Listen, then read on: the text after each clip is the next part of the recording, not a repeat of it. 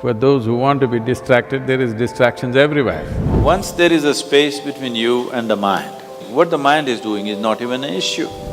For one who is unwavering in his intention,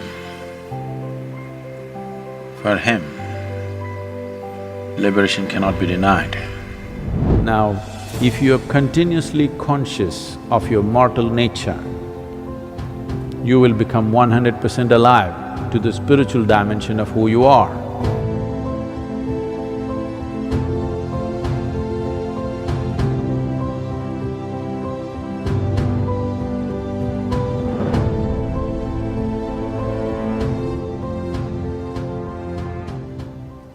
The distraction is not only in the West,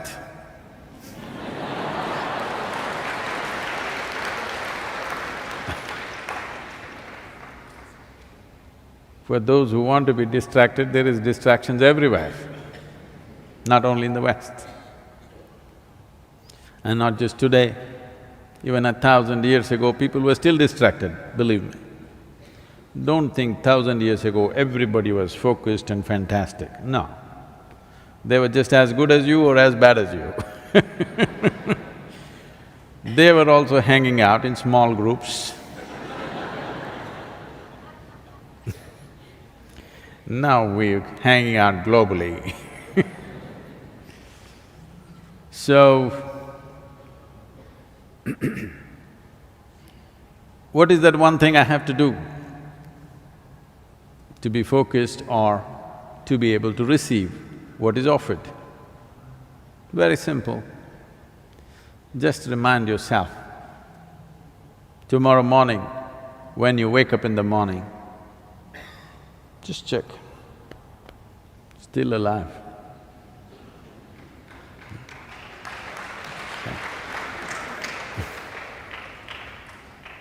Because every day over 1 million people die on this planet. You woke up tomorrow morning, over 1 million people did not wake up tomorrow morning, will not wake up tomorrow morning, believe me. You woke up, just check, you still there? Great, isn't it?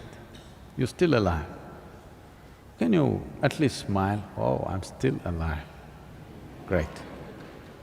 Just check those 3, 4, 5 people who really matter in your life, check if all of them are alive. Because if 1 million people die, at least 10 million people lost somebody who's dear to them, isn't it? So all those who really matter for you, you're alive, they're alive, fantastic today, it's a great day, isn't it?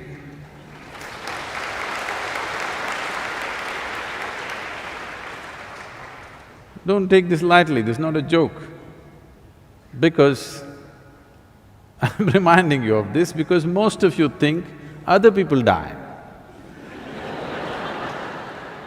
Not me, it's only others who die. No, you and me will die.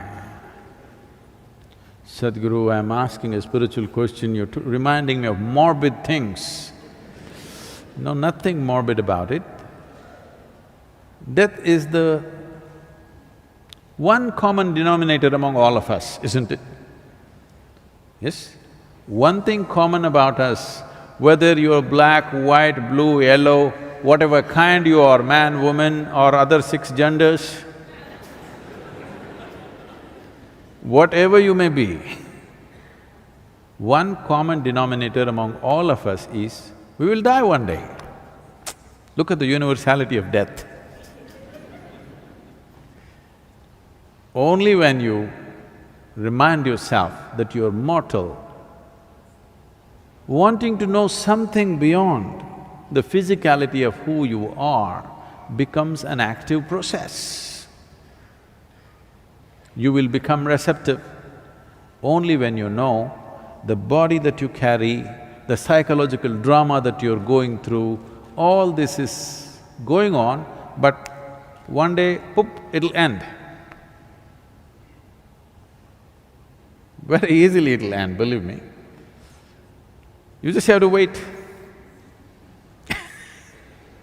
See, you don't have to do anything to achieve death, just have to wait. both for yours and others. People come and say, Sadhguru, this guy, my enemy, I can't bear it. I said, just wait.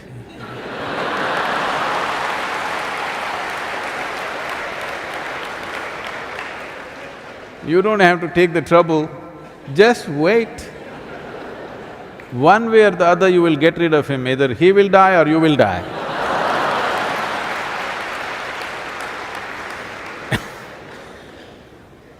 So do this every hour. Right now, 7:30. Oh, I'm still alive, great.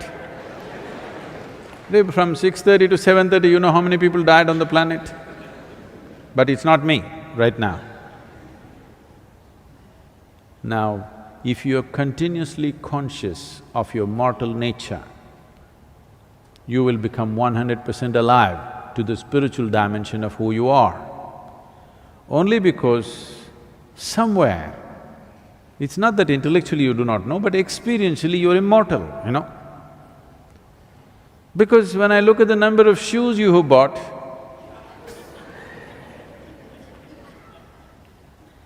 it looks like you're going to live for 10,000 years. Number of clothes and shoes, when I look at them, it looks like a lot of people are planning for 1,000, 10,000 years of life. No, no, no, it's a brief life. If you know it's a brief life and you're definitely mortal, we will try to stretch it with yoga. We'll try to stretch it and make it a little longer, but anyway you will die. If you are conscious of this every moment of your life, it may be a little struggle in the beginning, but just remind yourself every minute that I'm mortal. I'll die someday and maybe it's today. Come to ease with death, then the longing to know what is beyond this physical nature will burst forth within you. Once this longing comes, you are 100% receptive to everything that I represent. Nischala tattva, Jivan Mukti means for one who is unwavering in his intention. For him, liberation cannot be denied. The only reason most of the humanity goes about their life, blundering through their life, not knowing which way to go, is because they keep shifting the direction of their life too often. They may not actually change the direction of their life, but in their mind and emotion, it keeps shifting and shifting and shifting and shifting. The very nature of the existence is such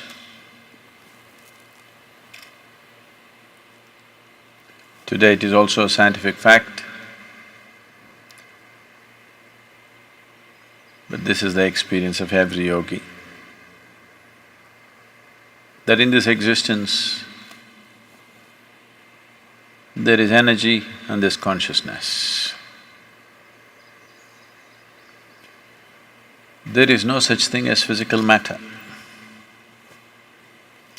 Physical matter, as you know it today, is just concentrated patterns of energy.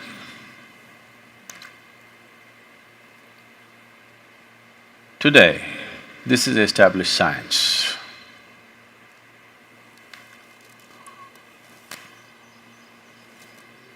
But more than 40,000 years ago, when Shiva spoke, he spoke clearly.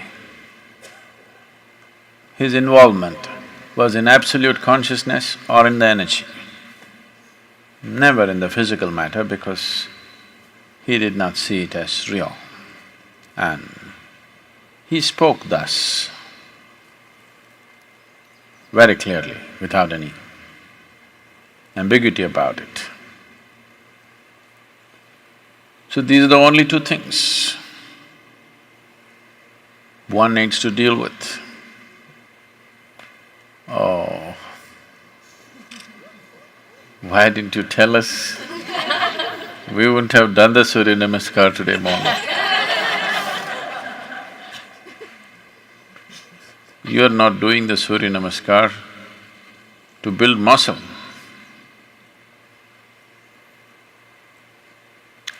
If you have to know the energy, right now it's concentrated in the form of this body. Only if you use it in a certain way, it'll crackle. Otherwise, it'll sit like a lump of earth. If this has to sit here and crackle, then it has to be kept in a certain way. So whatever the physical sadhana that you're doing is not to build muscle. If your energies can crackle and your mind is focused, then this will just build in that direction. Because the mind is shifting and shifting and shifting focus, it does not know which way to build. The very life within you is confused, it doesn't know which way to go. I would say,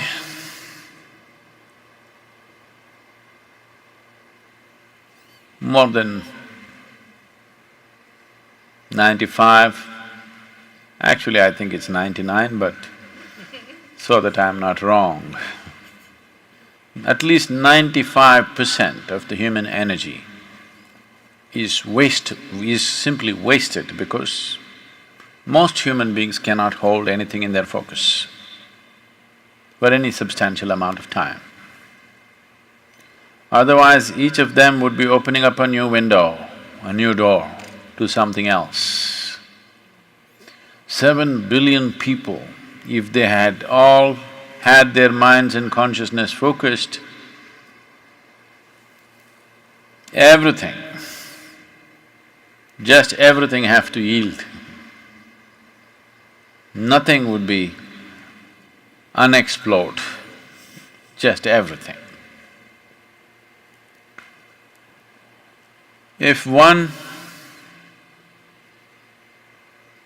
keeps his mind, his energies and his consciousness organized in one direction for a certain period of time,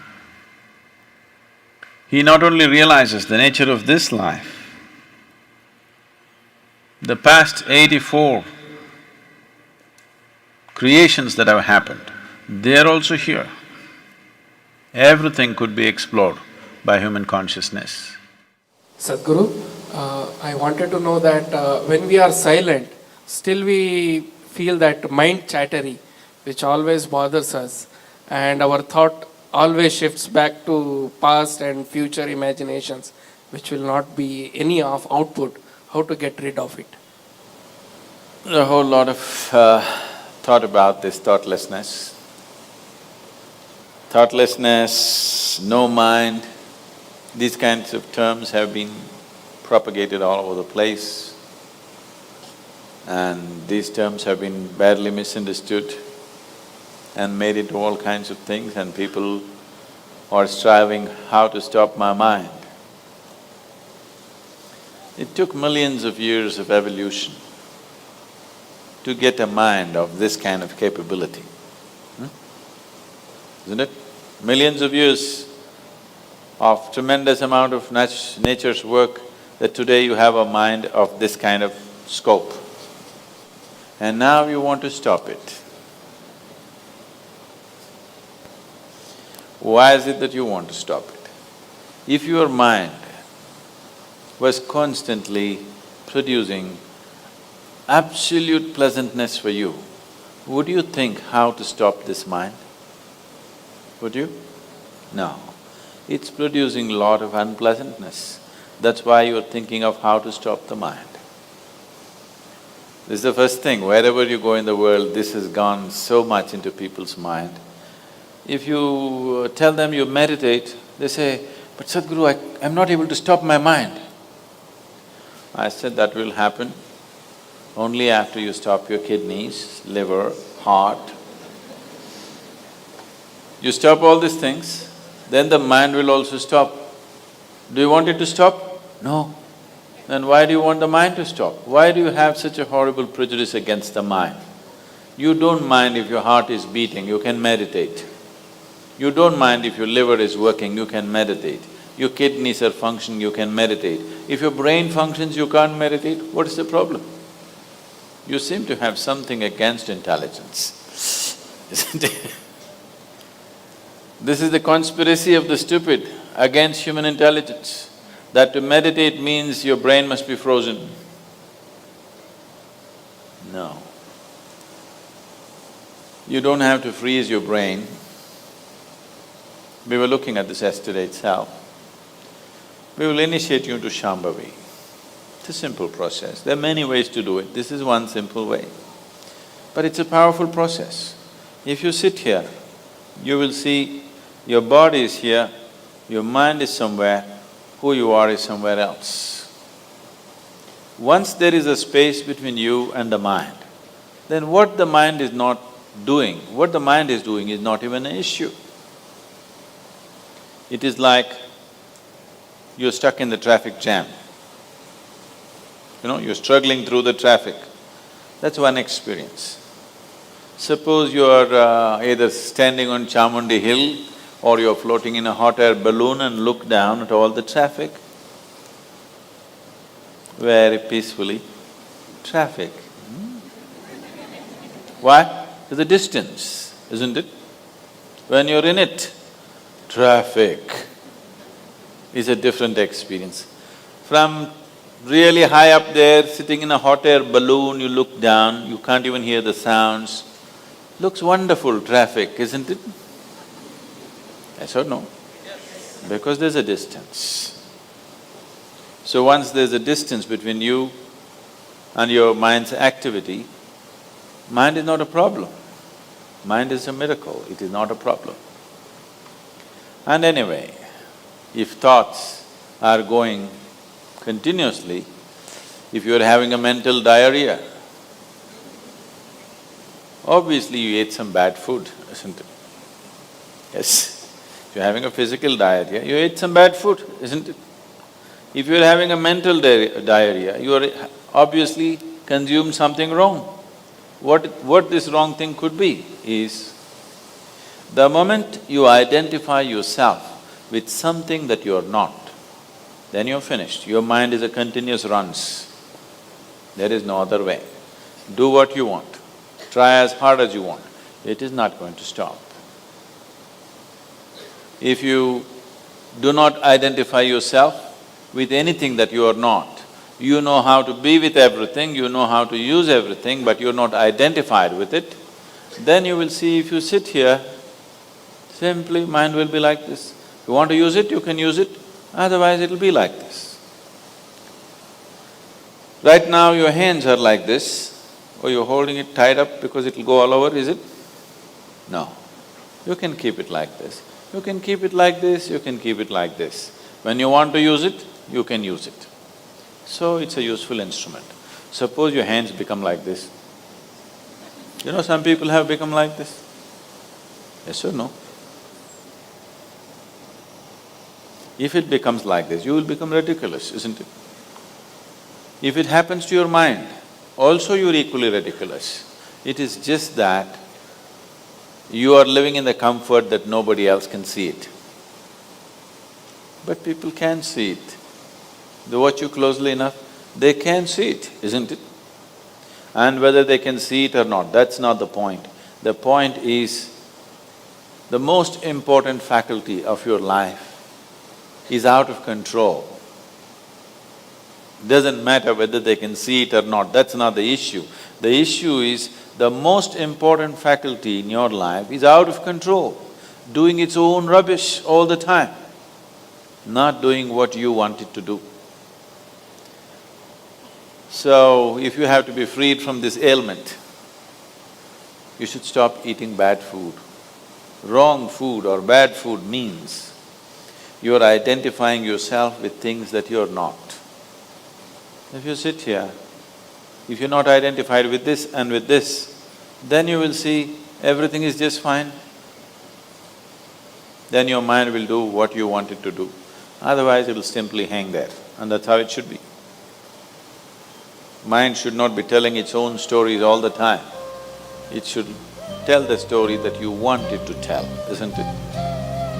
Otherwise, it's quite a nuisance.